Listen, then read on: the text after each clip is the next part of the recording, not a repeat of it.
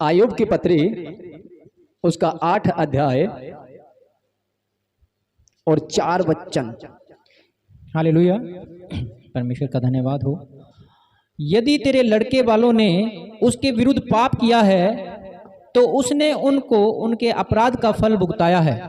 हाँ, तो भी यदि तू आप ईश्वर को यत्न से ढूंढता और सर्वशक्तिमान से गिड़गिड़ाकर विनती करता, और यदि तू निर्मल और धर्मी रहता तो निश्चय वह तेरे लिए जागता और तेरी धार्मिकता का निवास फिर ज्यों का त्यों कर देता। आमेन।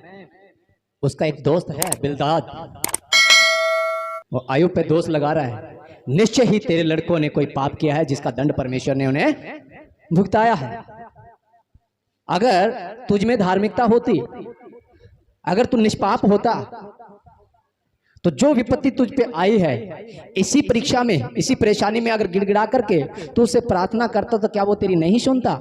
हम मानते हैं कि दुख आ सकते हैं, हम मानते हैं परेशानियां आ सकती है, पर अगर तू धर्मी होता, अगर तू परमेश्वर का चाहता होता, उसकी आज्ञा के अनुसार अगर तेरा जीवन होता, तो तू अगर गिड़गिड़ा के उससे प्रार्थना करता तो क्या वो तेरे इस जगह को, तेरे इस घर को, तेरे अपने बेटों को क्या ठीक नहीं कर देता? क्या वो ज्यों को त्यों नहीं कर देता? ये उसका दोस्त है जो आयुब के जीवन में दोष लगा रहा है। और बाइबल ये कहती है आयुब वो इंसान है जिसकी गवाही स्वर्ग देता है। क्या तूने मेरे दास आयुब को देखा है कि वह कितना धर्मी और खरा पुरुष है?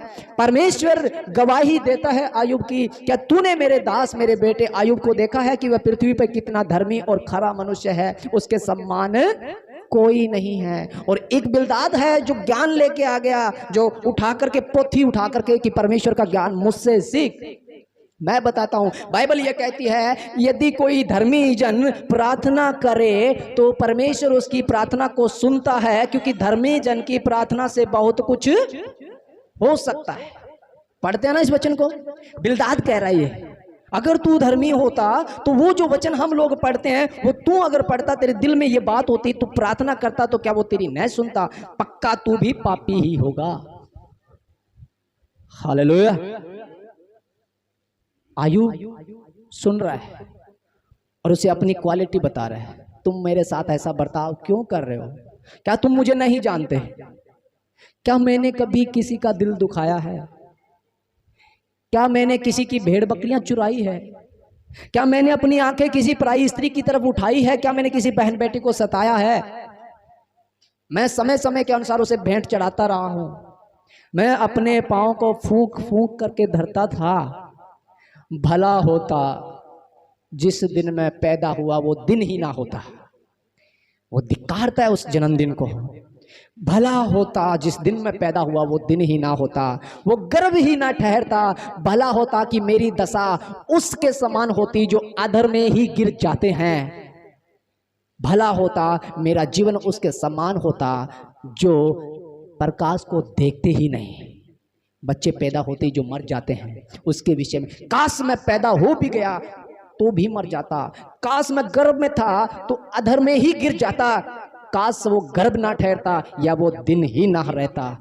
ऐसा टूट चुका था वो धर्मी इंसान जो भेंट चढ़ाने वाला है, जो परमेश्वर के दशमांश को देता है। उसके जीवन को बहुत गहराई से जब पड़ा कि ऐसा भी कोई बाप होगा जो अपने घर की व्यवस्था इस रीति से बनाई है। उसके बाइबल ये कहती है उसके बेटे और बेटियां कभी अकेले में खाना नहीं खाते थे, एक दूसरे के घर पे खाना खाते थे, इकट्ठे एक ही छत के नीचे खाना खाते थे वो लोग। और आयुब बड़ा खुश होता था। और जब पर्व का समय, वर्ष का जो समय आता था जिसको फसे बोला जाता है, जहां भेंट चढ़ाई जाती है, तब वह अपने बेटों के लिए, अपने लिए नहीं, अपने बेटों के लिए वह परमेश्वर को भेंट चढ़ा के आता था, हवन करवाता था जाकर के उस आराधनालय में कि हे प्रभु, हे मेरे स्वामी, अगर जाने अनजाने में मेरे बेटों ने कहीं तुझे त्याग दिया हो या तेरी व्यवस्था पे ना चले हो या उनके कोई कदम डगमगा गए हो तो तू दयालु है, मुझे देख करके माफ कर देना। आमीन। वो हर साल इस बात के लिए भेंट चढ़ाता था। ऐसा पिता था वो जो अपने बच्चों को सुरक्षा देता था। हालेलुया। वो अपने जन्मदिन को धिक्कारता है और वो कहता मैंने आज तक कोई ऐसा पाप नहीं किया। फिर भी मेरे 21 अध्याय और हम इसका निकालें, 21 अध्याय को देखें आयुब के इसी को। आयुब अपने उस दोस्त से कहता है कि तूने मुझे देख करके, मेरे घर की दशा देख करके जो दोस्त तूने मुझ पे लगाया है, जो तू मुझे पापी या मेरे बच्चों को पापी ठहराना चाहता है, तो अगर तू मेरे इस हालात को देख करके जो तू मेरा जो रिजल्ट लेकर के आया है, तो मैं तुझे एक रिजल्ट देता हूं जो तू भी देखता है और मैं भी देखता हूं। आयुब कहता है क्या तूने ऐसे लोग नहीं देखे जो नशे का व्यापार करते हैं? क्या तूने ऐसे लोग नहीं देखे जो अन्याय से जमीनों को दबा लेते हैं? क्या तूने ऐसे लोग नहीं देखे तो जो चोरियां करते हैं? क्या कभी तूने उनके घर पे विपत्ति को देखा है? क्या उनके बच्चे कभी पैसे यूज नहीं करते? क्या उनके घर में गाड़ियां नहीं होती? क्या उनके कोठियां नहीं होती? क्या कभी उनको घटी हुई है? इस वचन को हम पढ़ें, 21 अध्याय 1 वचन। तब आयूब ने कहा, चित्त लगाकर मेरी बात सुनो और तुम्हारी शांति यही ठहरे।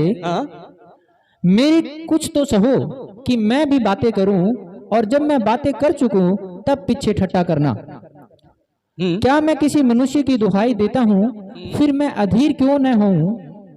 मेरी ओर चित्त लगाकर चकित हो और अपनी अपनी उंगली दांत तले दबाओ। जब मैं स्मरण करता तब मैं घबरा जाता हूं और मेरी देह में कंपी लगती है। क्या कारण है कि दुष्ट लोग जीवित रहते हैं, वरन बूढ़े भी हो जाते हैं, और उनका धन बढ़ता जाता है। उनकी सनातन संतान उनके संग और उनके बाल बच्चे उनकी आंखों के सामने बने रहते हैं। उनके घर में भय रहित कुशल रहता है और ईश्वर की छड़ी उन पर नहीं पड़ती। उनका साड़ गाभिन करता और चूकता नहीं। उनकी गायें ब्याती है और बच्चा कभी नहीं गिराती। वे अपने लड़कों को झुंड के झुंड बाहर जाने देते हैं और उनके बच्चे नाचते हैं। वे डफ और वीणा बजाते हुए गाते और बांसुरी के शब्द से आनंदित होते हैं। वे अपने दिन सुख से बिताते हैं और पल भर में ही अधलोक में उतर जाते हैं। आमीन। वो अपने दिन सुख से बिताते हैं और पल भर में ही अधलोक में उतर जाते हैं। आयुब कहता है क्या मूर्ख दुष्ट लोग जो बुरा करते हैं, क्या वो कभी बूढ़े नहीं होते? क्या वो जवानी में मर जाते हैं? जिस दिन किसी ने किसी के घर में चोरी की, क्या वो उसी दिन मर गया था? क्या उसके पोते नहीं हुए या वो दादा नहीं बना? मैंने देखा है कि जो बुराइयां करते हैं उनके बाल बच्चे उनके सामने बने रहते हैं। उनके पशु भी पशुओं को जन्म देते हैं, उनके बच्चे कभी गिरते नहीं हैं। मैंने देखा है कि उनकी भी शादियां होती हैं, उनके बच्चे भी झुंड के झुंड बाहर जाते हैं और कोई घटी नहीं होती। वो नाचते हैं, गाते हैं और पल भर में ही अधलोक में उतर जाते हैं। वो कभी परमेश्वर की आगे हम पढ़ेंगे, अगर पढ़ते रहेंगे तो बहुत समय लग जाएगा, मैं बता देता हूं आपको। क्योंकि वो कहता है कि जब उनसे बात की जाए कि तुम्हारे घर में ये बुराइयां चल रही है, तो वो कहते कौन ईश्वर? किसका ईश्वर? कौन सा ईश्वर? हमें नहीं जरूरत है ईश्वर की। क्या हमारे जीवन को देख हमें परमेश्वर की जरूरत पड़ेगी? क्या हमें प्रार्थना की जरूरत पड़ेगी? हम एक मुक्का मारते दीवार को गिरा देंगे, परमेश्वर हमारा क्या कर लेगा? क्या हमारी तंदुरुस्ती, हमारे घर का पैसा, धन दौलत, क्या किस काम आएगा हमारे परमेश्वर? फिर भी आयु कहता है कि परमेश्वर उनको दंड नहीं देता। तुम मुझे क्यों कोसते हो? अगर पाप करने से मेरे घर की अगर ऐसी दुर्दशा हुई है तो फिर उनकी क्यों नहीं हो जाती? क्या परमेश्वर पक्षपाती है क्या? क्या परमेश्वर अन्यायी है क्या? तुम चाहे मुझे जितना मर्जी जलील कर लो, मैं परमेश्वर को एक लफ्ज भी बुरा नहीं कहूंगा, क्योंकि मैं इन बातों को जानता हूं। जिसने दिया है वो लेने वाला भी है, क्योंकि मैं इस बात को जानता हूं जिसने सुख दिया वो दुख भी देगा, उसे अधिकार है। और जिसे देने का अधिकार है उसे लेने का भी अधिकार है। तुम चाहे जो मर्जी कर लो, मैं अपनी जुबान को गंदी नहीं करूंगा। इस वचन को हम देखें, आयुब की पत्री 27 अध्याय और 3 वचन।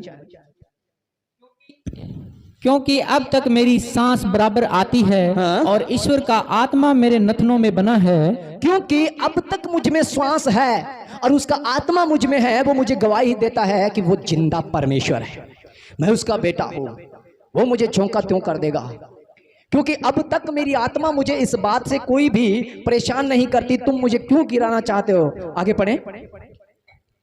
मैं यह कहता हूं कि मेरे मुंह से कोई कुटिल बात न निकलेगी और न मैं कपट की बातें बोलूंगा। ईश्वर न करे कि मैं तुम लोगों को सच्चा ठहराऊं, जब तक मेरा प्राण न छूटे तब तक मैं अपनी खराई से न हटूंगा। मैं अपना धर्म पकड़े हुए हूं और उसको हाथ से जाने न दूंगा, क्योंकि मेरा मन जीवन भर मुझे दोषी नहीं ठहराएगा। आमीन। अय्यूब इतनी लड़ाई लड़ता है अपने समाज से, अपने घर वालों से। बाइबल ये कहती है कि अपनी पत्नी से भी लड़ाओ। तो क्यों एक मूढ़ स्त्री की सी बातें करती है? जिसने दिया हमें सुख, क्या उसे दुख ना लें? बेटों ने बुरा नहीं किया फिर भी मर गए, बेटियों ने बुरा नहीं किया फिर भी मरे, भेड़ बकरी दूसरे देश के लोग छीन करके ले गए, चरवाहे मारे गए, गडरिये, सेवक, नौकर चाकर मारे गए, कुछ लोग बचे गवाही देने के लिए, बताने के लिए। अय्यूब का शरीर फोड़ों से भर गया, चमड़ी गल गई, सिर्फ श्वास बची थी कि वो श्वास, यहाँ तक बाइबल कहती है कि वह ठीकरी लेके, ठीकरी घड़े की, अपने चमड़ी को खुजलाता था। पूरी पूरी रात वो लेट नहीं पाता था, ऐसा उसका जीवन बन गया। बाइबल कहती है उसकी पत्नी के विषय में एक भी शब्द नहीं आया कि उसके साथ कुछ बुरा हुआ हो। वो ये बात बोलती है, क्या तू अब भी उसका पूंछ पकड़ के रहेगा? क्या तू अब भी हवन करता रहेगा? क्या अब भी उसकी गाथा गाता रहेगा? तुझे नहीं पता तेरे साथ क्या हो गया है? जब तेरा कुछ नहीं बचा तो क्या तू आज भी उसी की गुणगान करता? अब तो उसको कोस, अब तो उसको भला बुरा बोल दे। अय्यूब ठंडे दिमाग से उसे एक ही बात बोलता है, तो क्यों एक मूढ़ स्त्री किसी बातें करते हैं? क्या तू नहीं जानती जिसने दिया उसने ले लिया? कौन सी बुरी बात है? जो देगा वो तो ले भी लेगा। इस चीज को मैंने देखा। पत्नी को क्यों नहीं हुआ कुछ? दुख मुझ पे ही क्यों? पत्नी को क्यों नहीं हुआ कुछ? परमेश्वर ने उसे दंड क्यों नहीं दिया? उसे क्यों यूज नहीं किया? पता है क्यों? ठोकर का कारण बनाना था। जांच और परख उसी के द्वारा होनी थी, जिस रीति से आदम के साथ हुआ। क्योंकि वो शब्द बोलने के लिए अगर पत्नी जिंदा ना रहती तो इसलिए उसे जिंदा रखा गया। और फिर वचन कहता है जिसको मनुष्य ने निकर्मा जाना वही सिरे का पत्थर हो गया। बाइबल कहती है जो ठोकर का कारण था वही सिरे का पत्थर हो गया। उसी पत्नी के द्वारा उसे 7 बेटे और 3 बेटियां फिर हुई। और इस बात का बाइबल बयान करती है पूरी पृथ्वी से उससे सुंदर स्त्रियां कोई पैदा नहीं हुई जितनी सुंदर अय्यूब की बेटियां थी। आमीन। उसी पत्नी से, इसलिए उसे रख दिया गया था, यहीं से बनाऊंगा मैं तुझे। जो ठोकर बन रही है ना, इसी ठोकर को मैं सिरे का पत्थर ठहराऊंगा, आशीष भी इसी के द्वारा ही दूंगा। आमीन। जिस हवा के द्वारा आदम पाप में गिरा था ना, उसी हवा ने ही इस पृथ्वी पे वचन को पैदा किया था। वही आदर के योग्य बने, वो पूजनीय बने, वो सब स्त्रियों में धन्य कही गई। इसलिए परमेश्वर जो ठोकर जो लोग समझते हैं उसी ठोकर को ला करके रखता है। यही है जिसको तुम तुच्छ समझते थे। परमेश्वर ऊपर उठाने से पहले खड्डे में लेकर के जाने वाला परमेश्वर है। यूसुफ को मिस्र देश के अंदर राजा बनाने से पहले उसे एक खड्डे में गिरवाया था अपने भाइयों से, अपने परिवार से, और उस खड्डे से निकाल करके एक जमाना आया कि वो मिस्र का राजा बना। पहले गिरा करके फिर खड़ा करता है परमेश्वर। इस वचन से अय्यूब बहुत लड़ता है अपने दोस्तों से, बहुत तर्क वितर्क करता है, अपनी गवाही देना शुरू करता है। हम इस वचन को थोड़ा आगे चलेंगे 29 अध्याय, क्योंकि यही वे पूरी घटना का सार है। ये कैरेक्टर है अय्यूब का।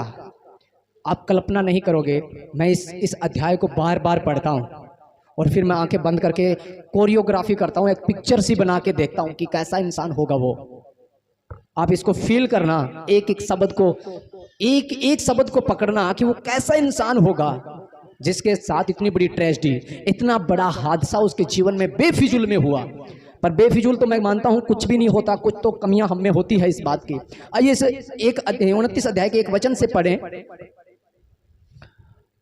अय्यूब ने और भी अपनी गुड बात उठाई और कहा, भला होता कि मेरी दशा बीते हुए महीनों की सी होती, जिन दिनों में ईश्वर मेरी रक्षा करता था। अय्यूब कहता है कि भला होता मेरी दशा वैसी फिर से हो जाए जब मैं एक धर्मी, एक न्यायी और परमेश्वर के करीब रहने वाला मनुष्य था। जब परमेश्वर मेरी रक्षा करता था, जब मैं उसे भेंट चढ़ाता था, मेरे बेटे और बेटियां, मेरे घोड़े गधे बैल सब कुछ मेरे पास भरपूरी थी और लोग मेरे शब्दों को सुनना चाहते थे, मेरे दर्शन को देखना चाहते थे। बड़े बड़े प्रधानाचार्य लोग मुझे देख करके खड़े हुआ करते थे। भला होता मेरा वैसा दिन फिर से आ जाए। आमीन। पढ़े। जब उसके दीपक का प्रकाश मेरे सिर पर रहता था और उससे उजियाला पाकर मैं अंधेरे में चलता था। हालेलुया। उसके दीपक का प्रकाश मेरे सिर पर रहता था और उससे उजियाला पाकर मैं अंधेरे में भी चलता था। ये वचन इस बात को दर्शाता है कि उसने परमेश्वर की आज्ञा के बगैर एक कदम कभी नहीं बढ़ाया। उसने जहां उसकी आत्मा ने गवाही नहीं दी, उस काम को उसने कभी भी हाथ नहीं लगाया होगा। चाहे कुछ भी हुआ, उसने अपने कदमों की राखी की थी और परमेश्वर उसकी सुरक्षा करता था। आगे पढ़े। वे तो मेरी जवानी के दिन थे, जब ईश्वर की मित्रता मेरे डेरे पर प्रकट होती थी। उस समय तक तो सर्वशक्तिमान मेरे संग रहता था और मेरे लड़के बाले मेरे चारों ओर रहते थे। जी। तब मैं अपने पगों को मलाई से धोता था और मेरे पास की चट्टानों से तेल की धाराएं बहा करती थी। आमीन। ऐसा जीवन उसका।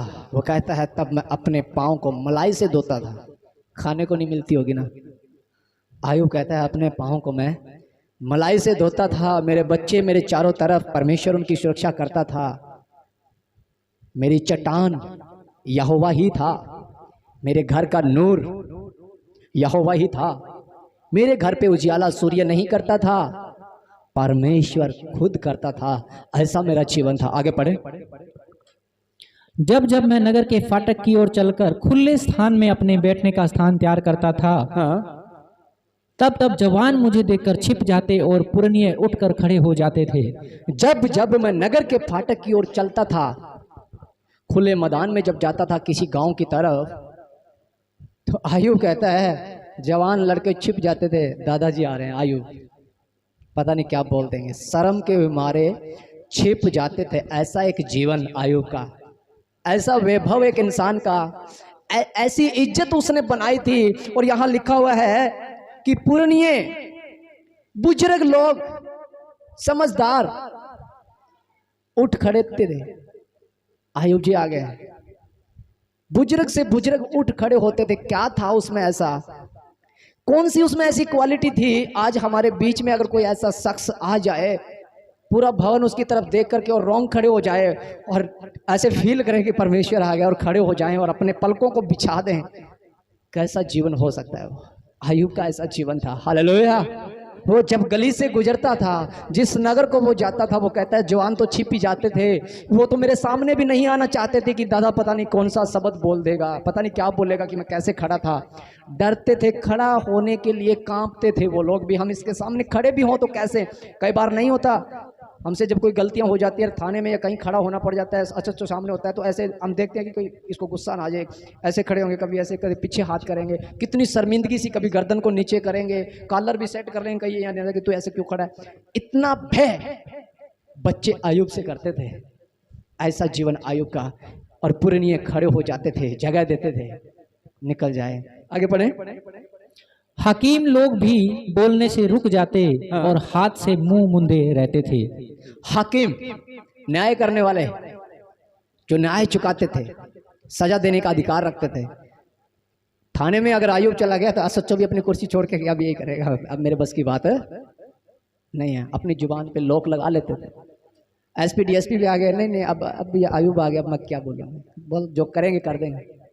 ऐसा खौफ उस इंसान ने अपने जीवन में बनाया था। ऐसे खौफ नहीं, खौफ दो प्रकार के होते हैं। एक नुकरेपंथी में गेट बंद कर लो निकल जाएगा, एक खौफ वो होता है कि इधर मुंह कर ले, पता नहीं क्या बोलेंगे, दादा जा रहे हैं। दो प्रकार के खौफ होते हैं। उसने एक धार्मिकता का खौफ बनाया था, उसने अपने जीवन को इस लायक बनाया था कि पूरा संसार उसकी रिस्पेक्ट करे। और आज हम कर रहे हैं, आज पढ़ते हैं ना तब भी रूह खड़े हो जाते हैं। मैं जब भी इस घटना को बार बार पढ़ता हूँ ना, तो मैं ऐसा कि काश ऐसा इंसान आज मिल जाए और अगुवाई मिल जाए, उसका पल्ला पकड़ के चल पड़े, उसके खौफ में हम अपने जीवन को व्यतीत करें। काश मेरा एक कदम टेढ़ा और मुझे वो थप्पड़ मारने वाला बन जाए, ऐसा हाथ मेरे सिर पे सदैव रहे कि जो मुझे 24 घंटे ये बह दिखाए। अगर मैं गेट से बाहर निकला तो बाहर वो व्यक्ति खड़ा होगा, मुझे पता नहीं क्या बोलेगा। फील करते हैं इस चीज को कि उस समय ऐसा इंसान था जब उस नगर के लोग इतना खौफ खाते थे। आमीन। आइए आगे पढ़ें इसको। प्रधान लोग चुप रहते थे और उनकी जीभ तालू से सट जाती थी। प्रधान लोग, उस नगर के चुने हुए जिनका वैभव था, जो अपने आप में कुछ ओहदा रखते थे, वो लोग उनकी जीभ चिप जाती थी। अगर बोल ना, तो बोल, कुछ आए हैं, मांग ले कुछ, कोई जिक्र है क्या तेरे घर का? आवाज नहीं निकलती। बताना उसने तेरी जमीन रोक ली है? नहीं, कुछ भी नहीं। प्रधान भी चुप रह जाते थे।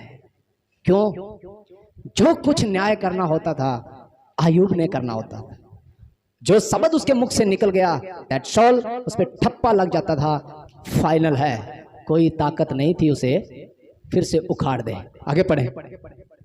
क्योंकि जब कोई मेरा समाचार सुनता तब वह मुझे धन्य कहता था। हाँ। और जब कोई मुझे देखता तब मेरे विषय में साक्षी देता था, गवाही देता था।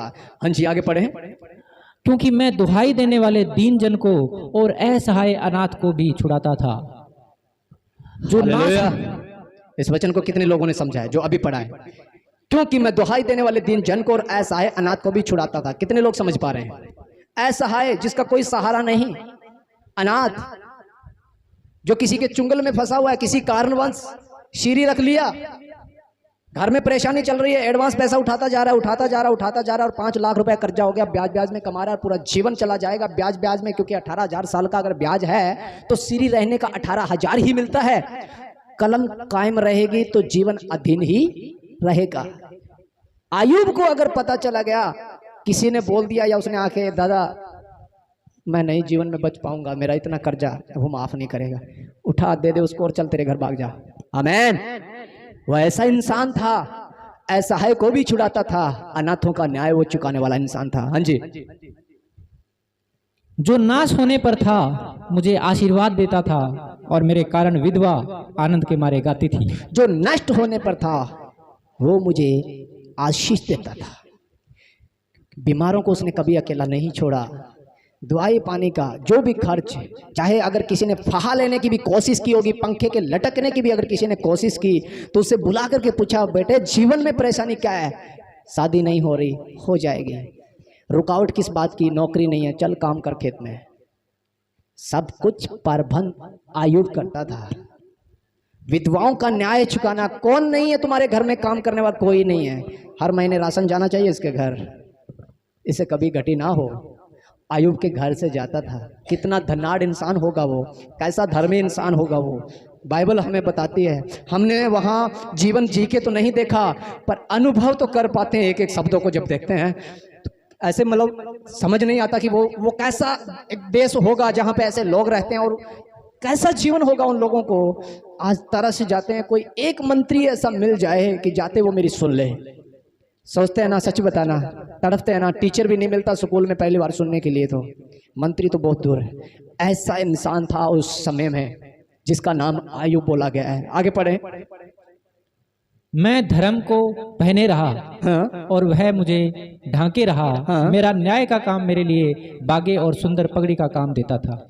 मेरा न्याय का काम मेरे तन का कपड़ा था, मेरी इज्जत था, मेरे नंगेपन को, मेरी कमजोरी को ढांपता था जब मैं न्याय करता था। मेरा धर्म हमेशा मैं उसे पहने रहा और मेरी पगड़ी बनी रहती थी। मैं सिर ऊंचा अपने न्याय के कारण करके चलता था। लोग मुझे इसलिए सराहना करते थे क्योंकि मैं न्याय के साथ एक एक से बर्ताव, मैंने कभी किसी का पक्षपात नहीं किया। आयूब पता है कैसा फैसला था? आज जब आप कोई आपस में कोई झगड़ पड़ेगा ना, इसने मेरी जमीन ले ली और झगड़ पड़े, थाने में चले गए, तो न्याय जब होगा ना तो दलीलों के बाद जो फैसला आएगा तो जमीन एक व्यक्ति के पास जाएगी। ऐसा न्याय होता है। तो एक तो गिर गया ना, एक तो दुश्मन बन गया। आयूब ऐसा था जब न्याय करता, किस बात का झगड़ा है? इसने मेरी जमीन दबा ली, कितनी है? 3 किले, इसको 3 किले और दे दे और तू रख ले बेटा, खुश है, दोनों बराबर है। ऐसा न्याय था आयूब का। उसने अपनी जमीनों से भी न्याय चुकाया। आमीन। किसी का दिल नहीं दुखाया आयूब ने। आगे पढ़े। मैं अंधों के लिए आंखें और लंगड़ों के लिए पांव ठहरता था। दरिद्र लोगों का मैं पिता ठहरता था और जो मेरी पहचान का न था उसके मुकदमे का हाल मैं पूछताछ करके जान लेता था। हाँ, मैं कुटिल मनुष्यों की डाढ़े तोड़ डालता और उनका शिकार उनके मुंह से छीनकर बचा लेता था। मैं कुटिल मनुष्य की डांडे तोड़ डालता था और शिकार उनके मुंह से छीन करके बचाता था। उपद्रवियों को भी उसने कभी नहीं बख्शा, कभी अन्याय होने भी नहीं दिया। अगर उसने अन्याय देखा तो उसके मुख से उसके शिकार को वो निकाल लाता था। ये सारी बातें अय्यूब अपने दोस्तों को अपनी जीवन शैली बता रहा है। इस बात को नोट कर लेना। अय्यूब अपने दोस्तों, 3 जो दोस्त उसके हालचाल पूछने के और दोषी ठहराने के लिए आए थे, वो ये बताने के लिए आए थे कि परमेश्वर कैसा है और तेरे जीवन में ये क्या है। वो ये बताने आए थे परमेश्वर तो धर्मी है, वो तो धर्म का ठेकेदार है, वो तो धार्मिकता का ठेकेदार है, वो तो धर्म के काम करने वाले लोगों के जीवन में बना रहता है, पर तेरा जीवन ऐसा कैसे है। वो अय्यूब उन लोगों से बात कर रहा है कि मेरा तो जीवन ये है, मैंने तो ऐसा जीवन जिया है। अब अय्यूब के जीवन में जो घटना थी वो क्या थी पता है? क्या सोचता था? पढ़े इस वचन को आगे। तब मैं सोचता था कि मेरे दिन बालू के किनके के समान अनगिनत होंगे हाँ। और अपने ही बसेरे में मेरा प्राण छूटेगा। हाँ, मेरी जड़ जल की ओर फैली और मेरी डाली पर ओस रात भर पड़ी। हाँ, मेरी महिमा ज्यों की त्यों बनी रहेगी और मेरा धनुष मेरे हाथ में सदा नया होता जाएगा। आमीन। अय्यूब ये कहता है, मैं ये सारा काम करने के बाद में जो मेरे आत्मा में चलता था, जो मेरे दिल में जो बातें थी, जो मैं अपने जहन में लिए चलता था, वो ये सोचता था कि अब जब मैं ऐसा काम करता हूँ तो मेरी उम्र तो पूरी होगी, क्योंकि मैं दुष्टों को देखता हूँ कि वो बूढ़े होते हैं, उनके बच्चे कभी नहीं मर पा रहे हैं, उनके घर में पैसे धेले सब कुछ हैं। अगर वो बुरे होते हुए उनका जीवन अगर अच्छी रीति से चल रहा है तो मैं तो एक धर्मी इंसान हूँ, मेरी उम्र तो पूरी होगी, मैं अपने ही बसेरे में मेरे प्राण छूटेंगे, मुझे कभी भी एडमिट होने की जरूरत है नहीं, मेरी तो आंखें धुंधली हो जाएंगी और मेरी महिमा, जो मेरा वैभव है, मेरी लाठी के सहारे तक ही बना रहेगा। लोग मुझे उठा उठा करके न्यायालय में ले जा करके बिठाएंगे और मेरी जुबान से सुनने के लिए तरसते रहेंगे, तब मैं पूरी भरपूरी में अपने जीवन में चला जाऊंगा। हालेलुया। ये क्या कहता है? तब मैं सोचता था मेरे दिन बालू के किनके के समान यानी अनगिनत होंगे, मैं एक दीर्घायु की उम्र जीऊंगा। मेरे जीवन में ये बातें थी कि मैं एक ऐसी दीर्घायु यानी कि बहुत ही बड़ी उम्र को जीऊंगा और मेरे बच्चे और बहुत से बच्चों, मेरे बच्चों के बच्चे मैं देखने पाऊंगा। ये सारी बातें उसके दिल और दिमाग में चल रही थी। अगर हमारा धर्म, अगर हमारा कर्म, अगर हमारा जीवन शैली अच्छा है तो कहीं हमारे दिल में ये तो नहीं चल रहा है अब मेरी बुराई क्या करेगी, परमेश्वर जो मैं बोलूंगा वो तो करेगा ही करेगा। चल तो नहीं रहा है? अय्यूब को देखा था, ऐसा तो जीवन हमारा नहीं है, फिर भी अय्यूब ये सोचता था, पर हुआ तो नहीं वैसा। हमें वैसा तो नहीं हुआ। अय्यूब तर्क वितर्क कर रहा था कि मैं ये सोचता था। और अगर हम अय्यूब की पत्री 3 अध्याय को पढ़ेंगे तो वहां एक बात और मिलेगी। अय्यूब कहता है, जिन बातों से मुझे डर लगता है वो ही बातें मेरे जीवन में आ पड़ती है। जिन बातों का खौफ मैं समझता हूं वो ही बात मेरे जीवन में आ पड़ती है। और उसके जीवन में जो बात आई थी वो ये थी कि उसका धन चला गया। इसी से वो डरता था कि ये चला ना जाए। अय्यूब के दिल में जो खौफ था वो था कि मेरा वैभव, मेरा धन, मेरे बेटे, मेरी बेटियां, कहीं इनका कोई नुकसान ना हो जाए। इतना डर मानता था कि वो हर साल बच्चों के लिए भी भेंट चढ़ाने जाता था कि अगर अय्यूब भेंट चढ़ाता था इसलिए कि उसके बच्चों ने कोई गलती तो नहीं करती है जिसको मैं नहीं जानता। ऐसा खौफ था उसके जीवन में। हमारा डर हमें कहाँ लेकर के जा सकता है? अय्यूब के जीवन को हम दे सकते हैं, ठीकरी लेके खुजाना पड़ता है। ऐसी परिस्थितियों में हमारा डर लेके जाता है। अय्यूब के जीवन में परीक्षा कभी भी नहीं आ सकती थी, कभी भी, क्योंकि परमेश्वर किसी को कभी भी परीक्षा में नहीं डालता। हमारा अपना डर, हमारी अपने दिमाग की उपज हमें परीक्षा में लेकर के जाती है। जब उसके जीवन में डर चल रहा था तब शैतान को मौका मिला कि तूने उसे वैभव दे रखा है इसलिए वो तेरा नाम लेता, तू एक बार छीन के तो देख। और परमेश्वर ने ऐसा इसलिए कर दिया था, वो जानता था इसके अंदर भय है। और तर्क वितर्क करते करते करते करते वो ऐसे जुलजुला उठा, ऐसा जुलजुला उठा कि उसने अपने गवाही देना शुरू, अपनी पोथी बांधनी शुरू कर दी। मेरे जीवन को तो देखो, मेरा वैभव तो देखो, मेरा न्याय करने का तरीका तो देखो, मुझे कोई भी मनुष्य बुरा नहीं कह सकता और बुरे लोग भी जीते हैं, पर मेरे साथ ऐसा क्यों है? क्या मैं आखिर ये सब होते होते होते होते एक ऐसा छोटा, आइए हम 33 अध्याय निकालें, 19 वचन से देखेंगे। एक ऐसा छोटा बच्चा जो लेवी गोत्र से ही था, एलीहू नाम का एक लड़का था, एलीहू नाम का एक लड़का था जो परमेश्वर का भय मानने वाला और व्यतीत करने वाला, वो सारी बातें सुन रहा था, सारी बातें सुन रहा था, दोस्तों की बातों को सुन रहा, फिर दोस्तों की बातों को सुन रहा, फिर दोस्तों को सुन रहा, फिर आयुब को सुन रहा, दोस्तों को सुन रहा, आयुब को सुन रहा, चुपचाप जब आयुब तर्क वितर्क, जब आयुब तर्क वितर्क ऐसे ऐसे जीवन बताए उसने, ऐसे ऐसे जीवन बताए उसने, उसके दोस्तों की जीभ भी चिपक गई, उसके दोस्तों की जीभ भी चिपक गई, उनकी भी जुबान नहीं निकल रही थी, उनकी भी जुबान नहीं निकल रही थी। देखा कि दोस्त जवाब नहीं दे रहे, देखा कि दोस्त जवाब नहीं दे रहे, बड़ाई की पोथी बांध रहा है, अपनी बड़ाई की पोथी बांध रहा है, परमेश्वर को दोषी ठहराना चाहते हैं, परमेश्वर को दोषी ठहराना चाहते हैं। आयुब ये कहता है कि मैंने कोई पाप नहीं किया जीवन में, मैंने कोई पाप नहीं किया जीवन में, फिर भी मेरे साथ है कि तू पापी है, इसलिए कहते हैं कि तू पापी है, इसलिए परमेश्वर अन्यायी हुआ। उसने कहा मैं तो समझता था परमेश्वर बुजुर्गों से बात करता है जिसके सर पे धोले बाल हैं, काफी साल हो गए बाइबल उठा के घूम रहे हैं, मैं तो ये सोचता था कि परमेश्वर उनसे बुद्धि से बात करता है। तुम तो मूर्ख निकले। अब मेरी सुनो, क्योंकि मैंने जान लिया है, उम्र छोटी हो या सर पे धोले बाल हो, मनुष्य में आत्मा तो होता है। आमीन। मनुष्य में आत्मा तो होता है और आत्मा कभी छोटा नहीं होता, आत्मा की कभी भी उम्र नहीं होती। आत्मा तो परमेश्वर का अंश है, वो अजर और अमर है। अब आयुब मेरी सुन, मैं तुझे बताऊंगा कि तेरे धर्म के काम तुझे उसके राज्य में प्रवेश नहीं कराएंगे। मैं तुझे बताऊंगा तेरा बाइबल पढ़ना, तेरे वचन पढ़ने, तेरे काफी सालों से भेंट देना, दान देना, तेरा अपना जीवन जो तू जीता आया है वो तुझे उसके राज्य में नहीं लेकर के जाएगा। उसके राज्य में अगर लेके जाएगा तो एक अच्छी अगुवाई, एक ऐसी अगुवाई जो परमेश्वर की ओर से उसकी आत्मा करती हो, वो अगुवाई और आज्ञाकारी जिसके जीवन में है, और वह अगुवाई अगर उसके लिए दुआ प्रार्थना करे, हालेलुया, वो अगुवाई अगर उसके लिए दुआ प्रार्थना करे तो चाहे मौत के गेट पे भी क्यों ना चला जाए, वो फिर से ज्यों का त्यों हो जाएगा। हम पढ़ेंगे 33 अध्याय और उसके 19 वचन से।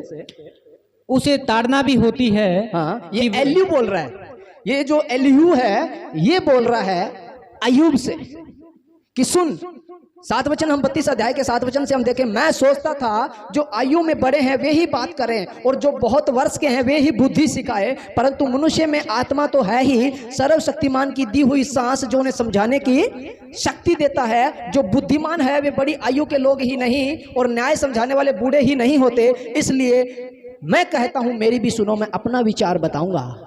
आमीन। अब वो अपना विचार क्या बताता है, 33 अध्याय और उसके 19 वचन से हम देखें। उसे ताड़ना भी होती है। हाँ? कि वह अपने बिछोने पे पड़ा पड़ा तड़फता है। हाँ? और उसकी हड्डी हड्डी में लगातार झगड़ा होता है। यहाँ तक कि उसका प्राण रोटी से और उसका मन स्वादिष्ट भोजन से घृणा करने लगता है। हाँ? उसका मांस ऐसा सूख जाता है कि दिखाई नहीं देता और उसकी हड्डियां जो पहले दिखाई नहीं देती थी निकल आती है। निदान वह कब्र के निकट पहुंचता है और उसका जीवन नाश करने वालों के वश में हो जाता है। वो कहता है कि मनुष्य की जब ताड़ना होती है वो बिछोने पे पड़ा पड़ा सूख जाता है, वो प्राण की भीख मांगता है, उसे कोई भोजन स्वादिष्ट नहीं लगता, उसके जीभ का स्वाद चला जाता है, उसकी हड्डियां जो नजर नहीं आती थी वो नजर आने लग जाती है, उसका मांस जो हड्डियों पे चढ़ा हुआ था वो सूख जाता है, यहाँ तक कि वो कब्र के द्वार पे चला जाता है और उसके जीवन को नाश होने वालों के हाथ में भी सौंप दिया जाता है। आगे पढ़े। यदि उसके लिए कोई बिचवई स्वर्ग दूत मिले जो 1000 में से एक ही हो, जो भावी कहे और जो मनुष्य को बताए कि उसके लिए क्या ठीक है। आमीन। यदि कोई ऐसा एक बिचवाई, एक अगुवाई मिले, जीवन जीने की शैली बता सकता हो, उसके लिए भावी भविष्यवाणी कर सकता हो, उसके लिए दुहाई दे सकता हो, ऐसा हजारों में से एक हो जो परमेश्वर की ओर से हो, सच्चा दास चुना हुआ हो, जिसने अपने जीवन को सिर्फ परमेश्वर के निमित्त जीने का वादा किया हो, ऐसा अगर एक मनुष्य, एक स्वर्गदूत, एक आत्मा, एक अगवा अगर उसे मिल जाए और वो ये बताए कि तुझे किस रीति से जीवन को व्यतीत करना है, जीने का तरीका अगर उसे बताया जाए तो क्या होगा? आगे पढ़े। तो वह उस पर अनुग्रह करके कहता है हाँ। कि उसे गड्ढे में जाने से बचा ले, हाँ। मुझे छुड़ौती मिलती है। हाँ। तब उस मनुष्य की देह बालक की देह से अधिक स्वस्थ और कोमल हो जाएगी, उसकी जवानी के दिन फिर लौट आएंगे। हाँ। वह ईश्वर से विनती करेगा और वह उससे प्रसन्न होगा, वह आनंद से ईश्वर का दर्शन करेगा और ईश्वर मनुष्य को ज्यों का त्यों धर्मी कर देगा। वह मनुष्यों के सामने गाने और कहने लगता है कि मैंने पाप किया और सच्चाई को उलट पुलट कर दिया, परंतु उसका बदला मुझे दिया नहीं गया। उसने मेरे प्राण कब्र में पड़ने से बचाया है, मेरा जीवन उजाले को देखेगा। आमीन। फिर मनुष्य गाने लग जाएगा, उसकी स्तुति आराधना करने लग जाएगा, उसका जीवन त्यों का त्यों हो जाएगा और वो ये कहेगा मैंने तो पाप किया, मैंने उसकी व्यवस्था को पलट दिया था, मैंने वो कर्म किए हैं जो उसको अच्छे नहीं लगे थे, मेरे कदम तो डगमगाते गए पर उसने अब मेरी दुहाई को सुन लिया, मेरे प्राणों को गड्ढे में, अधलोक में, उस नरक में, थाक कुंड में जाने से बचा लिया। अब मैं उसकी बड़ाई करूंगा सदा सदा के लिए। आमीन। अगर ऐसी एक अगुवाई मिल जाए, इस वचन से जो हमें शिक्षा मिलती है वो ये मिलती है, चाहे हम कितने भी धार्मिक क्यों ना है, चाहे हमारा जीवन कितना धार्मिकता में क्यों ना है, हम निरंतर बाइबल को पढ़ते हैं, भेंट दे रहे हैं, दशमांश दे रहे हैं, अगर अगुवाई हमारी आज्ञाकारी के अनुसार नहीं है, जो बोला गया है उसको अगर हमने ग्रहण नहीं किया और उसके अनुसार जीवन व्यतीत नहीं किया, अपनी कल्पना करते चले गए, बहुत से लोगों ने ठोकर खाई आपके सामने। हकीकत हमें आती है बाइबल पढ़नी, ज़्यादा पढ़ता है क्या ये जानते हैं? पता नहीं है कि कहाँ रहता है, आती है हमें। प्रार्थना घर कर लेंगे, दशमांश ही देना जहाँ मर्जी दे देंगे। ये जो शब्द है ना, इस जीवन को देख लेना। आयुब नहीं बच पाया था इस परीक्षाओं से, तब एली आकर के उसे कहता है अब सुन मेरी, तू होगा समझदार, तुझे होगी बहुत बड़ी समझदारी, पढ़ता होगा बाइबल, करता होगा परमेश्वर तुझसे बातें, अगर अगुवाई तेरी नहीं है ना तो क्या हो जाएगा? नरक में चला जाएगा। एक ऐसा सहायक तो चाहिए जो जीने का तरीका सिखाए और उसे सीख करके अगर वो प्रार्थना करे। आखिरकार पता क्या हुआ? उसके दोस्तों ने भी परमेश्वर से दुहाई दी तो परमेश्वर ने कहा नहीं, आयुब से बोलो मैं तुम्हारे लिए प्रार्थना करेगा, वो प्रार्थना करेगा तो मैं सुनूंगा और तुम्हारे अपराधों को क्षमा कर दूंगा। हालेलुया। जब आयुब ने इस एक बच्चे की आवाज को, इसके विचारों को सुना, अपने हृदय को बदला। दीनता और नम्रता पहले तो थी, पर जो दिल में चल रहा था उसे पलटा। सच तो यही है, मेरा जो न्याय संसार में मैं करता हूँ ये तो मेले चिथड़े के समान है। ये जो वैभव मैंने जो गली में चलता हूँ लोग भाग जाते, ये तो संसार का है। परमेश्वर के आगे आज्ञाकारी एक अगुवे के रूप में होगी। तब जब उसने अपने जीवन को तैयार किया तो आंधी में परमेश्वर ने उसे बातें करना शुरू कर दिया। तब आयुब कहता है आज तक मैंने तेरी आवाज को ही सुना था, आज तक तो मैं तेरी अगुवाई आवाजों से ही करता था, अब तो मैं तुझे देख भी रहा हूं। हालेलुया। अब तो मैं तुझे अनुभव, अब तो मैं तुझे देख भी रहा हूं। सच कहता हूं मैं, अगुवाई अगर मजबूत होती है तो कलीसिया कितनी भी कमजोर क्यों ना हो, कितनी भी विश्वास में कमजोर क्यों ना हो, परमेश्वर उनकी प्रार्थना का उत्तर देता है। यरदन नदी को पार कर गए थे पूरे इजरायली, यहोशू की अगुवाई में। सारे बाइबल पढ़ने वाले लोग नहीं थे, पानी पे चल के गए थे वो लोग, ऐसे चले जैसे जमीन पे चलते हैं। पता है क्यों? अगुवा ताकतवर था जिससे परमेश्वर बात करता था। यहोशू अगुवाई कर रहा था तो लोगों चले गए। और प्रभु यीशु मसीह ने यूहन्ना की किताब 12 अध्याय में क्लियर लिखा हुआ है, निकाल के एक वचन देखें हम उसे। यूहन्ना की किताब उसका 12 अध्याय और 44 वचन को हम निकालें। यीशु ने पुकार कर कहा जो मुझ पर विश्वास करता है वह मुझ पर नहीं मेरे भेजने वाले पर विश्वास करता है और जो मुझे देखता है वह मेरे भेजने वाले को देखता है। मैं जगत में ज्योति होकर के आया ताकि जो कोई मुझ पर विश्वास करे वह अंधकार में न रहे। यदि कोई मेरी बातें सुनकर माने और न माने तो मैं उसे दोषी नहीं ठहराता, क्योंकि मैं जगत को दोषी ठहराने के लिए नहीं परंतु जगत का उद्धार करने के लिए आया हूं। दोषी उसे जो ठहराने वाला वो कौन है? प्रभु यीशु मसीह कहते हैं, जो मुझे तुच्छ जानता है वह मेरी बातों को ग्रहण नहीं करता। मैं उसको दोषी ठहराने वाला तो एक है, अर्थात वचन मैंने कहा वही पिछले दिनों में उसे दोषी ठहराएगा। कोई किसी पे दोष नहीं लगा सकता, आज्ञा ही दोष लगाएगी। आदम को उसकी अनाज्ञाकारी ने दोषी ठहराया था। आदम ने परमेश्वर को गाली नहीं दी, आदम ने परमेश्वर का इनकार नहीं किया था। आदम तो शर्मा के छुप भी गया था कि मैंने पाप, उसने तो पश्चाताप भी किया था, वो तो कबूल भी कर चुका था कि मैंने ऐसा किया है। पर उस पे दोष लगाने वाली वो व्यवस्था थी कि इस पेड़ के फल तू मत खाना, उसने उसे दोषी ठहराया था। आज मैं तो किसी पे दोष नहीं लगा सकता, ना मुझे अधिकार दिया गया है, पर जो आज्ञाकारी वचन की है वो आपको दोषी ठहरा देगी। इसलिए मैं कहता हूं अगुवाई की आज्ञाकारी होना बहुत जरूरी है। 17 अध्याय 6 वचन को हम देखते हैं। यूहन्ना की किताब 6 वचन से अगर हम देखते हैं, 17 अध्याय और 6 वचन, मैंने तेरा नाम उन मनुष्य पे प्रकट किया है जिन्हें तूने जगत में मुझे दिया। वे तेरे थे और तूने उन्हें मुझे दिया और उन्होंने तेरे वचन को मान लिया। अब वे जान गए हैं कि जो कुछ तूने मुझे दिया है वह सब तेरी ओर से है, क्योंकि जो वचन तूने मुझे दिए मैंने उन्हें उनको पहुंचा दिए हैं और उन्होंने उसे ग्रहण किया और सच सच जान लिया है कि मैं तेरी ओर से आया हूं और विश्वास कर लिया है तूने ही मुझे भेजा। मैं उनके लिए विनती करता हूं, संसार के लिए विनती नहीं करता, परंतु उन्हीं के लिए जिन्होंने तूने मुझे दिया है, क्योंकि वे तेरे हैं और जो कुछ मेरा है वह सब तेरा है और जो तेरा है वह मेरा है और इसमें मेरी महिमा प्रकट हुई है। मैं अब जगत में न रहूंगा परंतु ये जगत में रहेंगे और मैं तेरे पास आता हूं। हे पवित्र पिता, अपने उस नाम से जो तूने मुझे दिया है उनकी रक्षा कर कि वे हमारे समान एक हो। जब मैं उनके साथ था तब मैंने तेरे नाम से जो तूने मुझे दिया है उनकी रक्षा की है। मैंने उनकी चौकसी की और विनाश के पुत्र को छोड़ उनमें से कोई भी नष्ट नहीं हुआ। इसलिए पवित्र शास्त्र में जो कहा गया है वो पूरा हो। अब मैं तेरे पास आता हूं और ये बातें जगत में कहता हूं कि मेरा आनंद अपने में पूरा पाए। मैं तेरा वचन उन्हें पहुंचा दिया और संसार ने उनसे वेर किया है, क्योंकि जैसा मैं संसार का नहीं वैसे भी वे संसार के नहीं। मैं ये विनती नहीं करता कि तू उन्हें जगत से उठा ले, परंतु यह कि तू उन्हें दुष्टों से बचाए रख। जैसे मैं संसार का नहीं वैसे ही वे संसार के नहीं। सत्य के द्वारा उन्हें पवित्र कर, तेरा वचन सत्य है। जैसे तूने मुझे जगत में भेजा है वैसे ही मैंने उन्हें जगत में भेजा है। फिर 20 वचन में लिखा है, मैं केवल इन्हीं के लिए विनती नहीं करता परंतु उनके लिए भी जो इनके वचन के द्वारा मुझ पर विश्वास करेंगे। आमीन। इस वचन को गहराई के साथ अपने जीवन में बैठा लेना।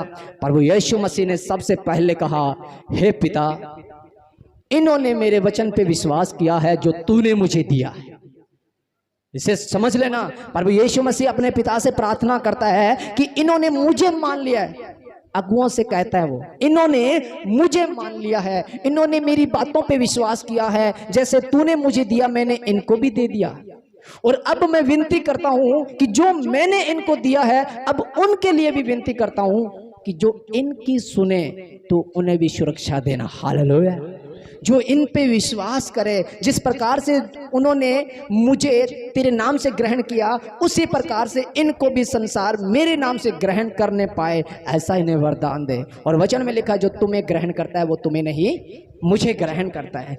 अगुवाई जो है अगर कंपी नहीं चढ़ रही है, अगर अगुवाई आपकी फ्रेंडली है ना रामो, सच कहता हूं आशीष खो दोगे। मैं अपने लिए नहीं बोल रहा हूं ये बात, जो वचनों से मैंने सीखा है। खौफ क्या होता है? डरो, कांपो, चुप हो जाओ, मैं यहोवा हूं, ये वचन कहता है। अगर रोंग खड़े नहीं होते ना, अगर एक खौफ सा नहीं होता, परमेश्वर का दास आ रहा है मेरे सामने, जो वचन बोले जा रहे हैं वो किसी मनुष्य के नहीं है।